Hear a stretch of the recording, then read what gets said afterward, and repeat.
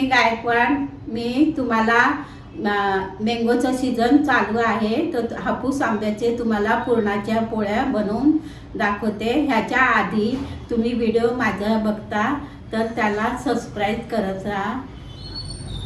आंबा पोळी करण्यासाठी मी 2 हापूस आंबे घेतलेले आहेत। आता या आंब्याचं मी मिक्सरला जे पल्प काढून घेणार आहे, म्हणजे ज्यूस काढून घेणार आहे।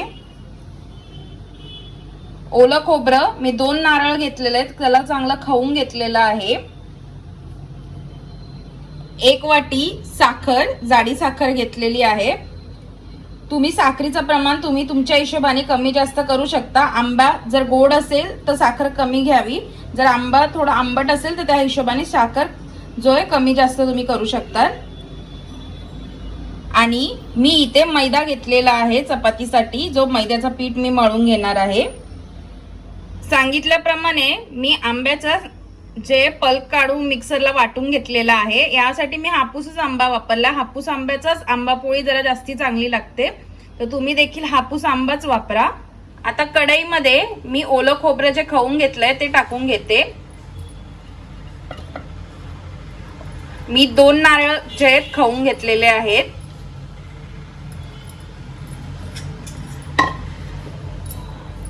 गॅस जो आहे मी एकदम मीडियम स्लोवर ठेवलेला आहे।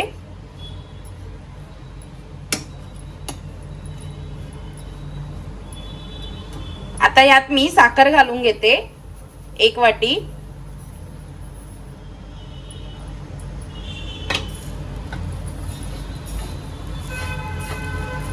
आता साखर जी आहे वितळस पर्यंत ह्यांना चांगलं एकत्र करून घेते मी।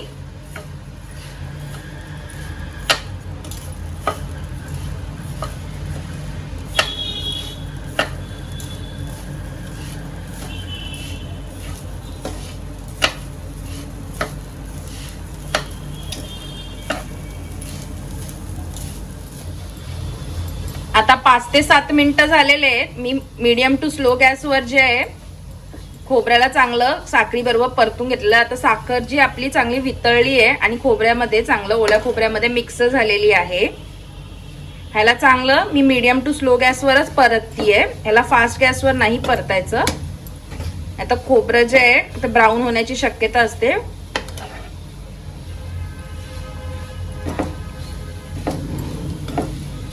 आता ह्या टायमाला मी आंब्याचा जो पल्प काढून घेतलेला आहे तो 1 वाटीभर तो घालून घेते।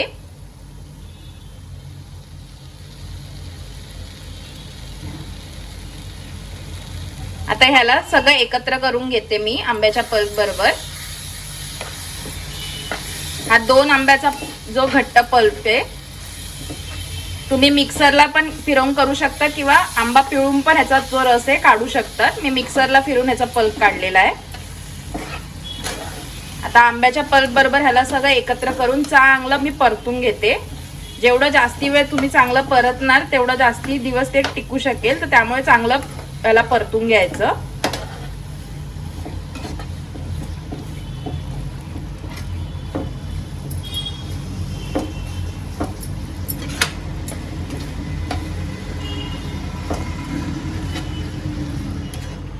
गोड पदार्थामध्ये थोडंसं मीठ घातलं की त्याची टेस्ट जरा चांगली होते। आता ह्याला ह्याच्यात मी चिमूटभर मीठ घालून घेते, जास्ती नाही, एकदम चिमूटभर। आता या सर्वांना मी एकत्र करून घेते। जोपर्यंत आपलं सारण घट्ट नाही होत तोपर्यंत त्याला चांगलं एकत्र करून घेते। जसं जसं हे परतत चाललंय तसं तसं आपल्या आंब्याचा सुगंध चांगला येत चाललेला आहे। ह्यामध्ये वेलची पावडर घालायची गरज नाही, कारण आंब्याला चांगला हापूस आंब्याचा वास चांगला असाच येतो। तर तुम्हाला पाहिजे तर तुम्ही ह्याच्यामध्ये वेलची पावडर घालू शकता, पण मी ह्याच्यात वेलची पावडर नाही घालते।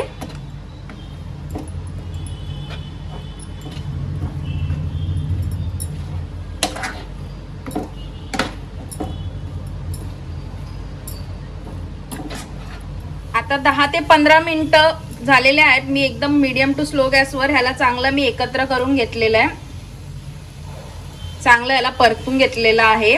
असंच तुम्ही देखील करून घ्यायचं। जर खोबऱ्याला परतलं नाही तर त्याचा कडवटपणा जाणार नाही, तर कडू कडू असं लागू शकतं। त्यामुळे मी चांगलं ह्याला परतून घेतलेलं आहे। ह्याचं तुम्ही खोबरावडी पण करू शकतात किंवा मोदक देखील करू शकतात, पण आता मी आंबा पोळी करून दाखवतेय. आता ह्याला मी एका डिश मध्ये काढून ह्याला चांगलं थंड करून घेते.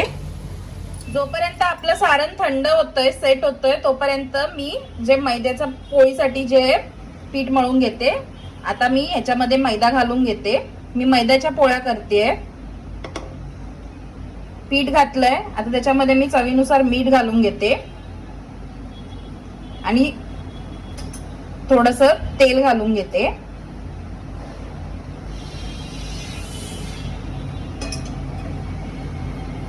आता या सगळ्यांना एकत्र करते मी.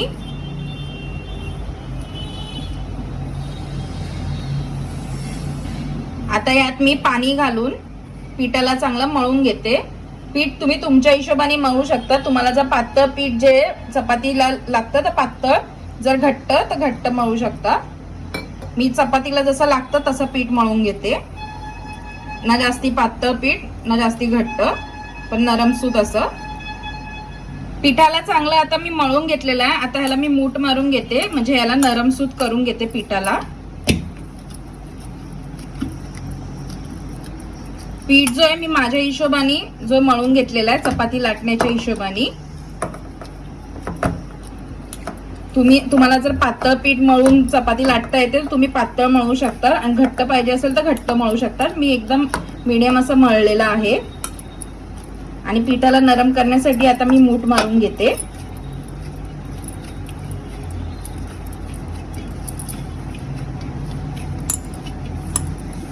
आता पिठाला मी 15 ते 20 मिनिटापर्यंत सेट व्हायला ठेवते. तुमच्याकडे जर जास्ती टाइम असेल तर तुम्ही अर्धा पाऊण तास पण ठेवू शकता. मी आता 15-20 मिनिटच ठेवती आहे.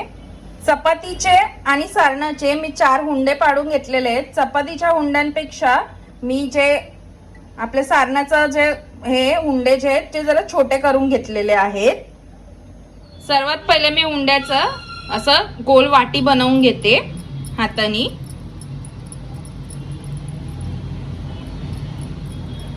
म्हणजे आपला जो सारण आहे आपल्याला त्याच्या आतमध्ये ठेवता येईल.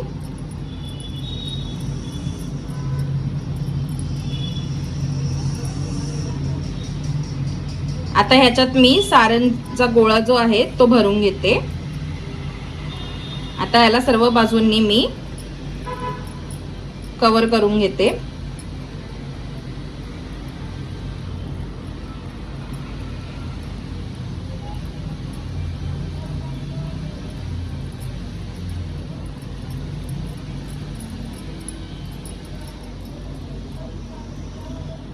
आता याचं वरून बंद करून घेते. जर वरती तुम्हाला असं वाटतं की जाड झालेलं आहे, वरती एक्स्ट्रा पीठ आहे, तर ते तुम्ही काढू शकता. पण मला असं नाही वाटत आहे, म्हणून मी याला तिकडेच दाबून दिलं. आता ह्याला मी कोरड्या पिठामध्ये टाकून घेईल. दोन्ही बाजूला कोरडं पीठ लावून घेईल. ह्याला पोलपाटावर आता मी कोरडं पीठ घालून घेते. सगळीकडे पसरवून घेते. आता आपलं पीठ जो आहे ते पिठाचा गोळा त्याच्यामध्ये ठेवला, असं दाबून घेते म्हणजे सारण जे सगळीकडे पसरू याला.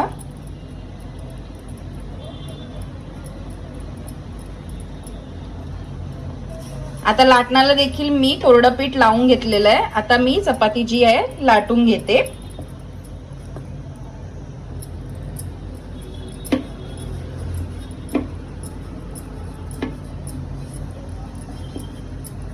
चपाती मी सर्व बाजूनी चांगली लाटून घेते, म्हणजे आपलं सारण जे सगळीकडे पसरले गेलं पाहिजे. जरुरी नाही की पातळच अशी चपाती लाटली पाहिजे.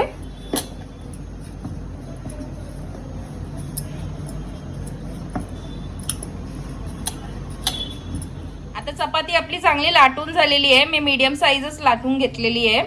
आता ह्याला मी तव्यावर टाकून घेते. तवा मी गरम करायला ठेवलेला.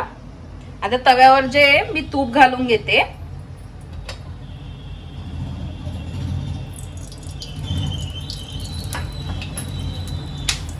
आता ह्याला चपातीला मी टाकून घेते तव्यावर.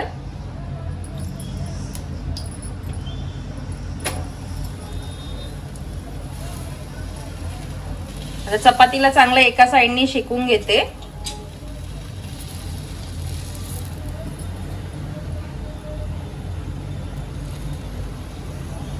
गॅस जो आहे मी एकदम मीडियम स्लोवर ठेवलेला आहे. तव्याला अगोदरच गरम करून घ्यायचा चपाती टाकायच्या पहिले. त्या साईडनी शेकून झालेली आहे. आता ह्याला मी चपातीला पलटी मारून घेते. आता दुसऱ्या बाजूनी पण तूप सोडून घेते ह्याच्यावर. तुम्ही तुपाच्या बदली तेल देखील घालू शकतात, पण मी तुपाच्या चपात्या करतेय, आंब्याची पोळी करतेय.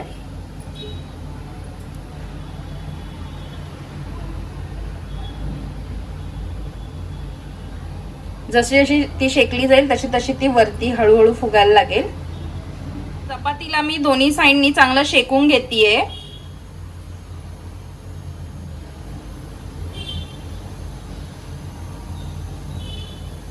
आता ह्याला मी पलटी मारून घेते. दुसऱ्या साइडनी देखील चांगलं शेकून घेते. असं अलटी पलटी मारून मी चपातीला चांगलं शेकून घेतेय.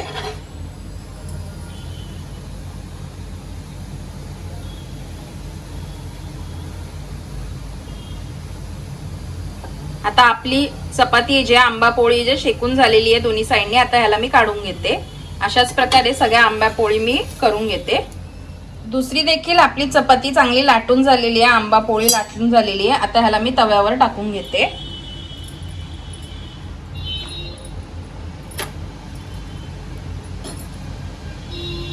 ह्याला चांगलं एका बाजूने शेकून घेते.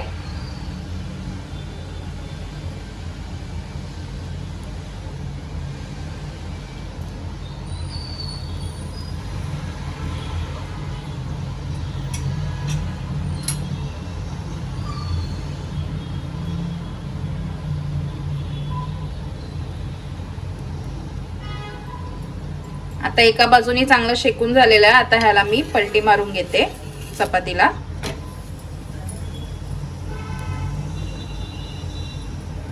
आता ह्या बाजूने मी चांगलं ह्याच्यावर तूप घालून घेते.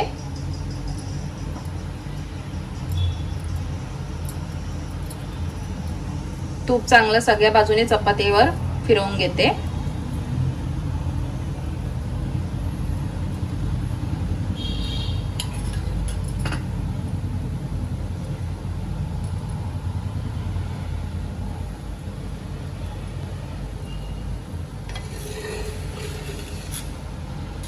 असंच अलटी पलटी मारून मी चपातीला सगळ्या बाजूने शेकून घेते.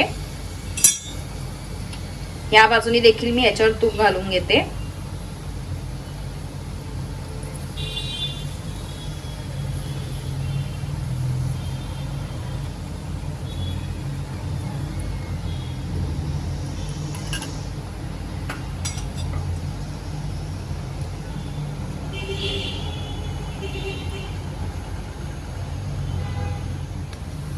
अलटी पलटी मारून मी चपातीला म्हणजे आपल्या आंबा पोळीला सगळ्या बाजूनी शेकून घेते, दोन्ही बाजूनी.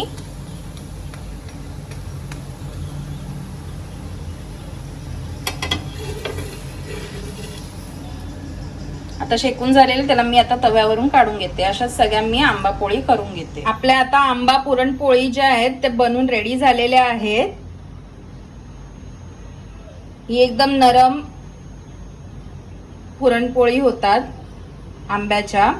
सो ह्या आंब्याच्या पुरणपोळी तुम्ही देखील घरी करून बघा. वेगळ्या अशा ह्या तुम्ही एकदा खाल्ल्या तर तुम्हाला पुन्हा पुन्हा खाव्याशा वाटतील. सो ह्या रेसिपी तुम्ही देखील करून बघा. आवडली तर कमेंटमध्ये लिहून पाठवा. ही रेसिपी हापूस आंब्याची पुरणाची पोळी बनवून बघा. आवडली तर मला कमेंट करा, लाईक करा, शेअर करा, सबस्क्राईब करा. बाय.